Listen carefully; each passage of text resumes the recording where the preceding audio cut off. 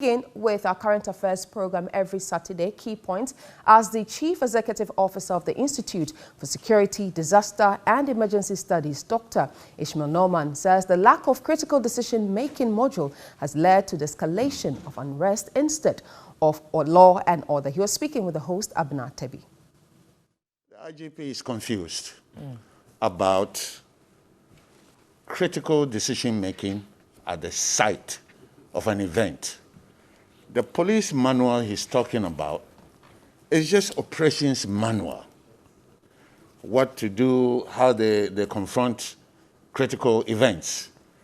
That is not, I know he's responding to something I had raised already, that the police doesn't have critical decision-making manual or model. What they have is actually based upon Article 13(2) of the 1992 Constitution. When you use force, if your life is threatened as a police officer, somebody else's, the defense of property, control riots, and suppress insurrection. That is in the Constitution. That is exactly what they have articulated in GPS 004-15. Okay. That's exactly what they have stated. That is not the critical decision-making model. That is why I say categorically, the IGP is totally confused and doesn't know what he's talking about. I think if you go to the site, and like we saw in Nigeria, there's a critical situation, and the police has to make, the police, the army, they have to make a decision. What are we going to do? The first attempt is try to de-escalate. There is no manual on that. How do you de-escalate? How do you go about it? Tell me a police officer that can stand on TV and say, I've been trained on methodology or modalities for de-escalation and other means to quell nerves. We don't have anything like that. They do things based upon what they think.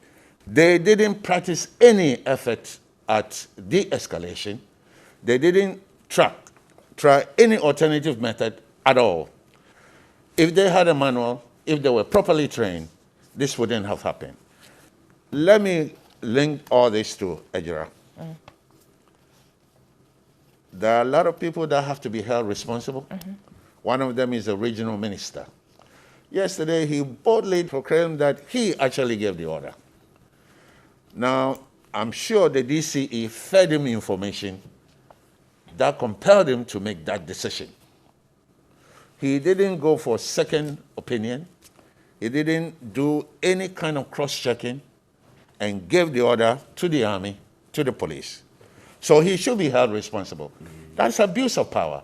One of the things that he should have done is cross-check with other people on the ground. It tells us that our intelligence apparatus at the district level, at the regional level, is not working well at all. Because if it was working well,